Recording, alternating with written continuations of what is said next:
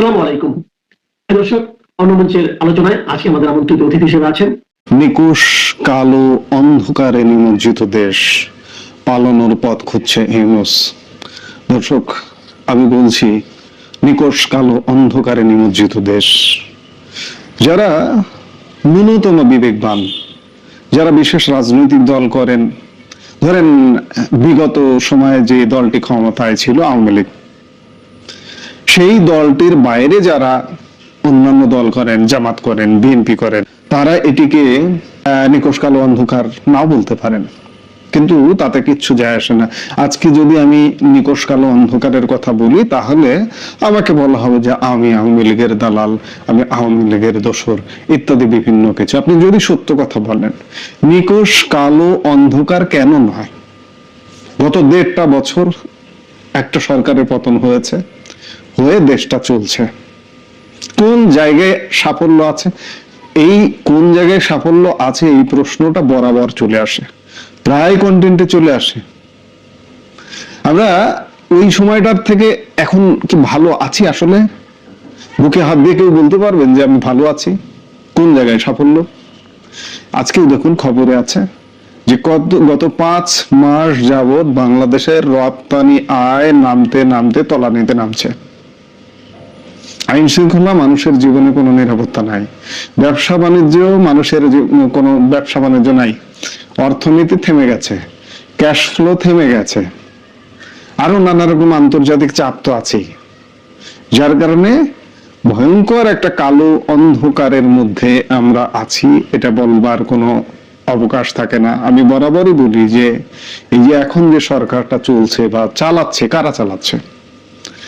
সামনে থেকে আপনি ডক্টর ইউনূস সহ ম্যাক্সিমাম 30 জন উপদেষ্টা পরিষদ, বিশেষ সহকারী এবং কিছু গুরুত্বপূর্ণ পদে চুক্তিভিত্তিক কিছু লোক নিয়ে আসা হয়েছে, মন্ত্রী পরিষদ সচিব, আইজিপি, ডিএমপি কমিশনার কিংবা আরো বিভিন্ন কিছু মন্ত্রণালয়, এইগুলো মিলিয়ে শীর্ষ পদে 30 জনের মতো লোক হবে যারা ইউনূসের সঙ্গে রিলেটেড।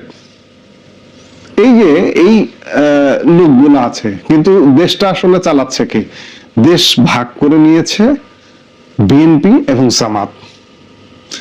তারা তো দেশটা ভালো চালাতে পারে বা চালানো উচিত, তাই না?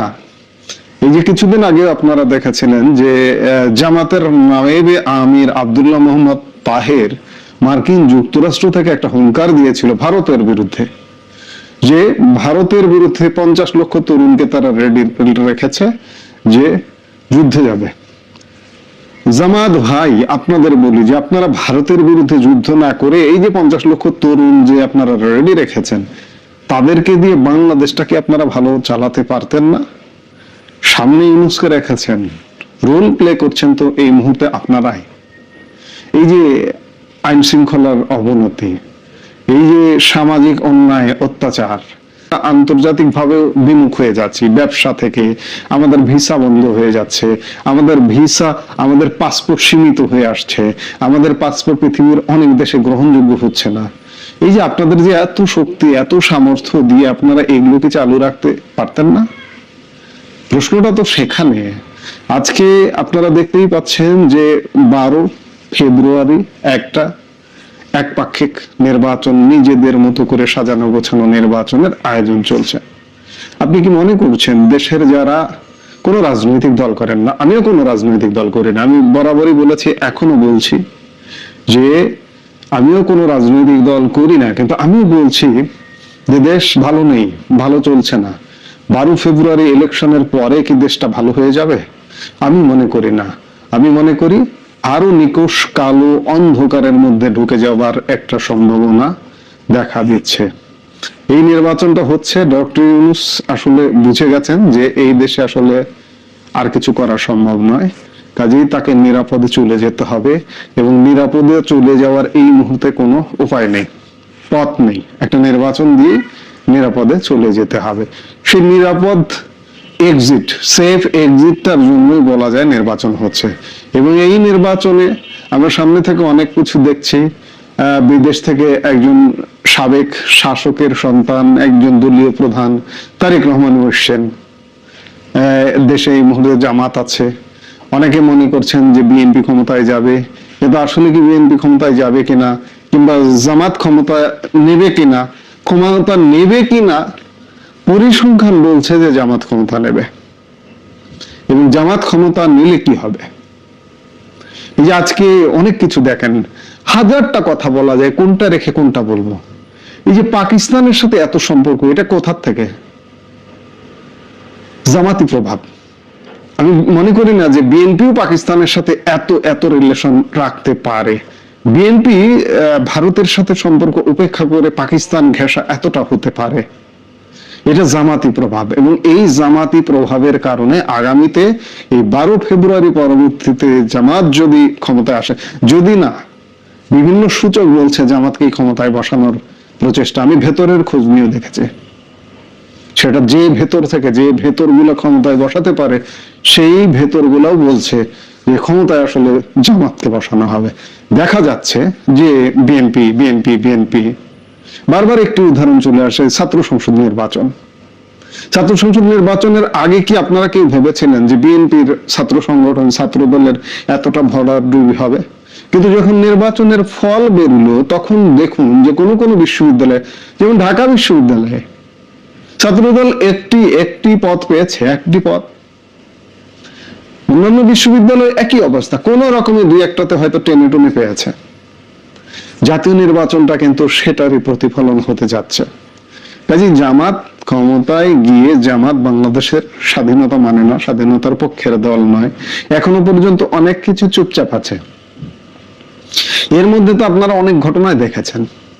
এই যে যখন ঘটনাগুলো হয়, তখন জামাত বিরোধী একটা দল বিএনপিকে মনে করছে যে জামাতের প্রতিপক্ষ দল।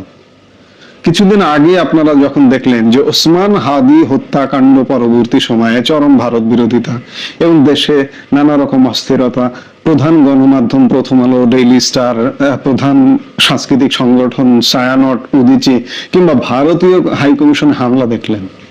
এই হামলাগুলোর পেছনে প্রচ্ছন্ন সমর্থন আছে জামাত। এবং জামাতকে যারা প্রমোট করে, অনলাইনে প্রমোট করে, বিদেশ থেকে প্রমোট করে, পিনাকি ইলিয়াসরা যে প্রমোট করে, তাদেরও কিন্তু প্রচ্ছন্ন সহযোগিতা আছে। সেই সময় যখন ব্যাপক সমালোচনা হলো, ব্যাপক অনেক কিছু হলো দেশে বিদেশে, তখন তারা কিন্তু একটু চুপচাপ হয়ে গেলেন। তারপরে আরো নানা ঘটনা ঘটে গেল, বেগম খালেদা জিয়া মারা গেলেন এবং ইত্যাদি আরো অনেক কিছু হলো। সেই সময় মনে হলো যে বিএনপির জোয়ারটা, অবস্থাটা এমন দেখবেন যে বিএনপির জোয়ার দেখবেন, কিন্তু ক্ষমতায় যখন রেজাল্ট হবে তখন দেখবেন ক্ষমতায় জামাত। এবং জামাত ক্ষমতায় এলে কি হবে? আজকে যা দেখছেন, আজকে প্রথম আলো পড়ছে, ডেইলি স্টার পড়ছে, ছায়ানট পড়ছে, কিংবা উদীচী পড়ছে, ইন্ডিয়ান হাই কমিশনে হামলা করা হচ্ছে, কিংবা এই যে বিভিন্ন ছাত্র সংগঠন, সবগুলো বিশ্ববিদ্যালয়, বড় যে বিশ্ববিদ্যালয়গুলো আছে, পুরনো যে বিশ্ববিদ্যালয়গুলো, ঢাকা বিশ্ববিদ্যালয়, রাজশাহী বিশ্ববিদ্যালয়, চট্টগ্রাম বিশ্ববিদ্যালয়, জাহাঙ্গীরনগর বিশ্ববিদ্যালয়, সর্বশেষ জগন্নাথ বিশ্ববিদ্যালয় ছাত্র সংসদ দখলে নিয়েছে। এই ছাত্র সংসদের নেতাদের কি দেখলেন? ছাত্র সংসদ নেতারা ঢাকা বিশ্ববিদ্যালয়ের শিক্ষককে লাঞ্ছিত করছে। ছাত্র সংসদ নেতা চট্টগ্রাম বিশ্ববিদ্যালয়ের শিক্ষককে লাঞ্ছিত করছে। রাজশাহী বিশ্ববিদ্যালয়ে ডিনদের অপসারণ করাচ্ছে, শিক্ষক লাঞ্ছনা করছে। আপনি কি মনে করছেন 12 ফেব্রুয়ারি নির্বাচন হয়ে যাওয়ার পর এগুলো বন্ধ হয়ে যাবে? এগুলো আরো বাড়বে। এরকম হাজারটা ঘটনা আছে, হাজার হাজার লক্ষ লক্ষ ঘটনা আছে। এই ঘটনাগুলো আরো বাড়বে। পাকিস্তান পীড়িত হবে, ভারত বিরোধিতা চরমে উঠবে, ভারত প্রথমত নানা অবরোধ আরোপ করবে, পাকিস্তানের সাথে জামাত ক্ষমতায় এসে সামরিক চুক্তি পর্যন্ত করে ফেলতে পারে স্বল্পতম সময়ের মধ্যে। তখন কি হবে? তখন কিন্তু মহা বিপদ বাংলাদেশের জন্য। সবকিছু মিলিয়ে আমার কাছে মনে হয় যে বাংলাদেশ একটা পরিকল্পিতভাবে নিকষ কালো অন্ধকারের মধ্যে ঢুকিয়ে দেওয়া হয়েছে। এই অন্ধকারের শেষ কোথায়, এই অন্ধকার কিভাবে শেষ হবে, এই মুহূর্তে ভাবতে গেল, কারণ এই মুহূর্তে কোনো জায়গায় কোনো আলো দেখছি না, চারিদিকে অন্ধকার। অনেকে বলবেন যে হতাশার কথা। হ্যাঁ, এই মুহূর্তে অবশ্যই হতাশাজনক। এই মুহূর্তে কোথাও কোনো আশার আলো নেই। আজকে জামাতিরা বলে যে আমরা আল্লাহর আইন চাই, সৎলোকের শাসন চাই, দেশ ভালো করে দেবো, এ করবো সে করবো। আরে ভাই, জামাতি শাসন তো এখনই চলছে। আপনি নির্বাচনের পরে কি দেখবেন? নির্বাচনের পরে আরো ভয়ঙ্কর পরিণতি দেখবেন। আজকে শিক্ষক লাঞ্ছনা হচ্ছে, নির্বাচনের পরে দেখবেন শিক্ষকদেরকে গুলি করে হত্যা করা হচ্ছে ওপেন দিনের আলোয়। জামাত বা শিবির, এই যে ছাত্র সংসদের নেতারা শিক্ষকদের সাথে যে এই আচরণ করলো, আজ পর্যন্ত দলীয় কোনো ব্যবস্থা নিয়েছে? তাদেরকে বহিষ্কার করেছে? করেনি, করবে না।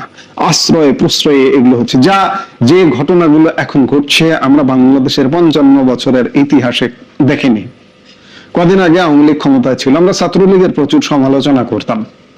ছাত্রলীগকে কি কখনো দেখেছি যে কোনো শিক্ষকের গায়ে হাত তুলতে? দেখিনি। কাজেই সবকিছু মিলে এক নিকোষ কালো অন্ধকারে নিমজ্জিত দেশ। এখান থেকে উত্তরণ সবাইকে জাগতে হবে। এই উত্তরণের দায় শুধু আওয়ামী লীগের নয়, কিন্তু আওয়ামী লীগ একা এটা করতে পারবে না। বাংলাদেশের মানুষ, স্বাধীনতাকামী মুক্তিযুদ্ধকামী মানুষকে জাগতে হবে। বুঝলে, জামাত যদি ক্ষমতায় আসে, আপনার জাতীয় সঙ্গীত থাকবে কিনা, আপনার জাতীয় পতাকাটা এই স্টাইলে যে ডিজাইনে আছে সেই ডিজাইনে থাকবে কিনা, অনেক কিছুর মধ্যে হস্তক্ষেপ হতে পারে। আজকে অবস্থাটা কিন্তু তেমনটাই, অর্থাৎ নিকোষ কালো অন্ধকারে, এটা পরিকল্পিত, এটা বহু বছরের পরিকল্পনার অংশ হিসেবে নিকোষ কালো অন্ধকারে নিমজ্জিত রেখে আসলে ইউনূস প্রস্থান করতে চাইছে। এই প্রস্থানেরই অংশ হচ্ছে আগামী 12 ফেব্রুয়ারি নির্বাচন। আজকে আমরা যে মুহূর্তে 13 জানুয়ারি কথা বলছি, 1 মাসেরও কম সময় আছে নির্বাচন। আজকে পর্যন্ত এই নির্বাচনটা যে হবে না, এই নির্বাচনটা পিছিয়ে যাবে, তফসিল আবার নতুন করে ঘোষিত হবে, এমন কোনো খবর কোথাও নেই। কিন্তু যে কথা বানায় বলুন না কেন, কোন জায়গায় কোনো চাপ নেই, নির্ভার। এই নির্ভার থেকে ইলেকশনটা আসলে হয়ে যাবে। এখনো পর্যন্ত 1 মাস আছে। এই 1 মাসের মধ্যে যদি কোনো চাপ না আসে অভ্যন্তরীণ এবং আন্তর্জাতিক, নির্বাচনটা হয়ে যাবে। তবে আমি শেষ কথা বলবো, আশার কথাও বলবো। ধরে নিলাম জামাত ক্ষমতায় গেল, বিএনপি ক্ষমতার বাইরে, জামাত একক সংখ্যাগরিষ্ঠতায় যদি ক্ষমতায় যায় আর বিএনপিকে যদি অংশ ক্ষমতার না করে, সেটি হবে আওয়ামী লীগ ফিরে আসার। বিএনপিও তখন চাইবে, বিএনপিও তখন যুগপৎ একসাথে আন্দোলন করতে চাইবে। এরশাদ আন্দোলন একসাথে আওয়ামী লীগ বিএনপি কিন্তু করেছে। আজকে এরশাদের স্বৈরাচার পতন আন্দোলন যেমন হয়েছে, আজকে দেশ যেভাবে চলছে, এইভাবে যদি জামাতি শাসন স্থায়ীভাবে কায়েম হয়, তাহলে বিএনপি আওয়ামী লীগ একসাথে আন্দোলনে নামবে।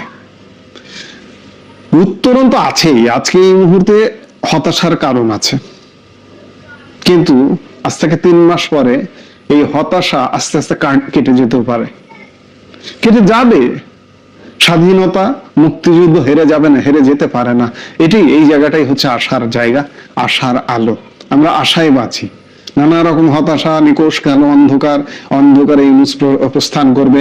অরাজনৈতিক সরকারের সাথে রাজনীতি পেরে উঠলো না। এই মুহূর্তে কার রাজনীতির কথা বলবো? আওয়ামী লীগের রাজনীতি, 14 দলের রাজনীতি। আওয়ামী লীগ 14 দল রাজনীতি এই মুহূর্তে ব্যর্থ হয়ে গেছে। এই মুহূর্তে ট্যাকেল করতে পারেনি। সুযোগ ছিল, অসংখ্য সুযোগ ছিল, কিন্তু কাজে লাগাতে পারেনি। আমরা আশা জাগিয়ে রাখি, নিশ্চয়ই কাজে লাগাবে। আজকে না হোক, 2 মাস পরে হোক, 3 মাস পরে হোক, কাজে লাগাবে। সেই আশাতেই বাঁচি। এই মুহূর্তে এ পর্যন্ত। আসসালামু আলাইকুম। আগামী 12 ফেব্রুয়ারি যেই নির্বাচন অনুষ্ঠিত হওয়ার সম্ভাবনা রয়েছে, আমি সম্ভাবনার কথা বলছি তার কারণ এখনো অনেক ধরনের সন্দেহ সংশয় রয়েছে। যদি নির্বাচনটি হয়ও, সেই নির্বাচন আসলে কি ধরনের হতে যাচ্ছে, বিএনপি নেতৃত্ব কি তা আঁচ করতে পারছে? আমাদের ধারণা অবশ্যই হয়তো কোথাও তারা কিছুটা হলেও আঁচ করতে পারছেন। তার কারণ তাদের মধ্যে তো অনেক ধরনের, মানে এই দলটির মধ্যে অনেক অভিজ্ঞ রাজনীতিবিদ রয়েছেন। আমরা জানি না তারা কতটা অনুধাবন করতে পারছেন এই নির্বাচনের যে ডক্টর মোহাম্মদ ইউনূসের মেট্রোপ্লাস ডিজাইনের অংশ হিসেবে অনুষ্ঠিত হতে যাচ্ছে, সেই ধরনের কথা কিংবা প্রশ্ন কিন্তু এখন অনেক দিক থেকে উচ্চারিত হচ্ছে। তার অনেক নমুনাও আমাদের সামনে এসে উপস্থিত হচ্ছে। 1991 তো তার মেট্রিকুলাস ডিজাইন ছিল না। মানুষের ধারণা ছিল, গণমাধ্যমের যে বিশ্লেষণ সবকিছু বলছিল যে আওয়ামী লীগ চলে আসবে, কিন্তু সবার ধারণা ভুল প্রমাণ করে বিএনপি সরকার গঠন করলো। এই নির্বাচনে মানুষ যে ভাবছে বিএনপি খুব সহজেই সরকার গঠন করতে পারবে, কিন্তু যদি উল্টোটা হয়, জামাত নেতৃত্বাধীন জোট যদি সরকার গঠন করে, অবাক হওয়ার কিছু থাকবে? নিশ্চয়ই অবাক হওয়ার কিছু থাকবে না। তার কারণ হচ্ছে তার নানান ধরনের লক্ষণ আমাদের সামনে এসে উপস্থিত হচ্ছে। জামাত নেতৃত্বাধীন জোটে এনসিপি রয়েছে, সেই এনসিপির পক্ষে খোদ সরকার প্রধান উপদেষ্টা ডক্টর মোহাম্মদ ইউনূস নিজে প্রচারণা চালাচ্ছেন। এটা কিভাবে সম্ভব? আসিফ মাহমুদ, সজীব ভুইয়া কিংবা মাহফুজ আলমরা সরকারে ছিলেন, তারা উপদেষ্টা পদে ছিলেন। অনেকের আপত্তি ছিল যে এনসিপির প্রতিনিধি হয়ে তারা সরকারে থাকে কিভাবে, একটা অন্তর্বর্তীকালীন সরকার নির্বাচনকে সামনে রেখে তারা পদত্যাগ করেছেন। কিন্তু করলে কি হবে? তারা তাদের সবচেয়ে বড় প্রতিনিধি খোদ ডক্টর মোহাম্মদ ইউনূসকেই এই সরকারে রেখে গেছেন নিশ্চিন্তে। সরকারের প্রধান হয়ে নোবেল লরিয়েট অধ্যাপক যদি সেই তরুণদের দলের পক্ষে কথা বলেন নির্বাচনের অংশ হিসেবে, তাহলে বিষয়টি কেমন দাঁড়ায়? একেবারে স্পষ্টভাবে তিনি এই কথাগুলো উচ্চারণ করছেন। আমি আপনাদের উদাহরণ দিই। মঙ্গলবার রাজধানীর একটি 5 তারকা হোটেলে একটি অনুষ্ঠান ছিল, সেটি হচ্ছে যে উচ্চশিক্ষার বর্তমান অবস্থা এবং ভবিষ্যৎ দিক নির্দেশনা 2026, এই শিরোনামে দক্ষিণ এশীয় আঞ্চলিক সম্মেলন ছিল। সেখানে ডক্টর মোহাম্মদ ইউনূস প্রধান অতিথি ছিলেন। তিনি কি বললেন সেখানে? তিনি বললেন যে তরুণদের রাজনৈতিক দল রয়েছে, তাদের অনেকে নির্বাচনে জিতে আসবেন, তিনি অনেকটাই নিশ্চিত। কে জিতে আসবেন না আসবেন যখন এই বিষয়ে নিশ্চয়তা দেওয়া হয়, সেখানে তো তিনি স্রেফ তাদের পক্ষেই কথা বললেন, তাদের পক্ষে নির্বাচনী প্রচারণা চালালেন পক্ষান্তরে। এনসিপি যে ডক্টর মোহাম্মদ ইউনূসের দল, এটা তো সব জায়গা থেকে উচ্চারিত হচ্ছে অনেক আগে থেকেই, এবং নির্বাচনের তফসিল ঘোষণার পরে কোন সরকার প্রধান এই ধরনের মন্তব্য করতে পারেন কিনা, সেটি নির্বাচনের আচরণবিধি লঙ্ঘনের মধ্যে পড়ে কিনা, কার ঘাড়ে কটা মাথা যে ডক্টর মোহাম্মদ ইউনূসকে শোকজ করবেন এই তার এই বক্তব্যের পরিপ্রেক্ষিতে নির্বাচন কমিশনের পক্ষ থেকে? তিনি বলেছেন যে এটি আশাবাদ নয়। এবং আরো একটি প্রমাণ দেই, ডক্টর বদিউল আলম মজুমদার নির্বাচন সমস্যা কমিশনের প্রধান ছিলেন, তিনি সরকারের খুবই ঘনিষ্ঠ, বলা যায় যে সরকারের পার্ট, ডক্টর মোহাম্মদ ইউনূসের যে সরকার সেই সরকারের পার্ট। তিনি কি বলছেন? তিনি বলেছেন মানে দেশের নির্বাচনী ট্রেন ট্রাকে উঠে গেলেও নির্বাচন নিয়ে শঙ্কা আছে। তিনি শঙ্কার কথা বলছেন। কেন বলছেন? কোন জায়গা থেকে বলছেন? এ ধরনের নানান সিমটম আমাদের সামনে উপস্থিত হচ্ছে বলেই তো তিনি এই কথাগুলো বলছেন, যদিও কথাটা তিনি একটু অন্যভাবে বলেছেন।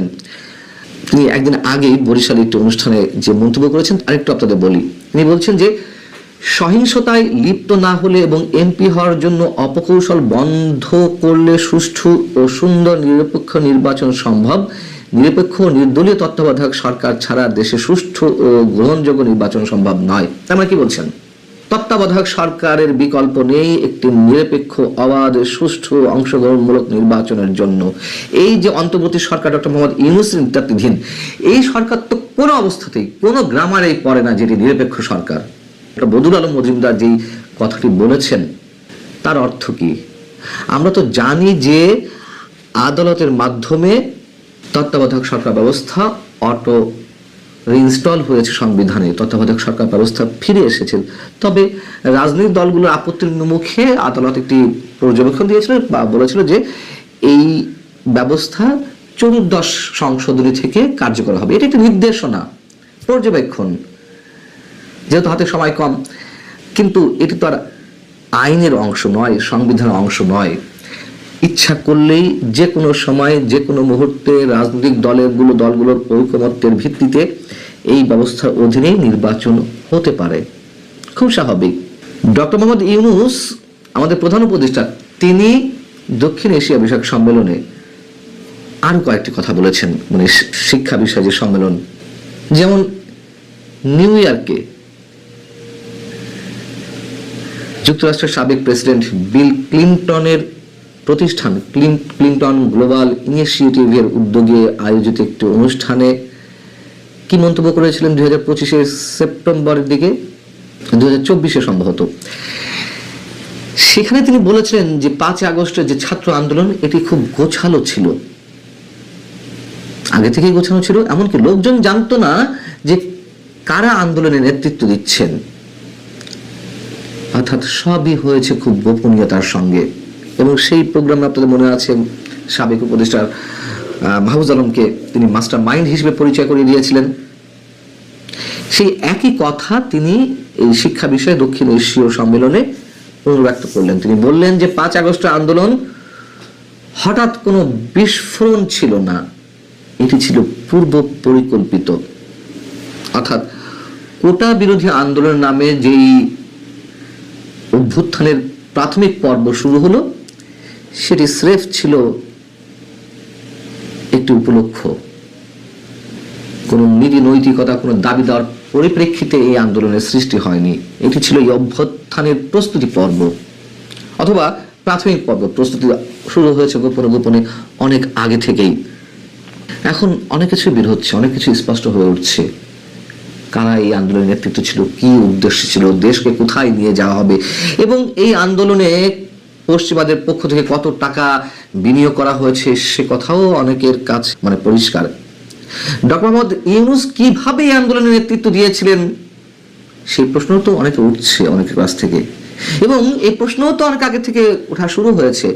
এই আন্দোলনে ডক্টর মোহাম্মদ ইউনূস নিজে কত টাকা বিনিয়োগ করেছেন সেগুলো নিশ্চয়ই আস্তে আস্তে বের হবে সবকিছুই।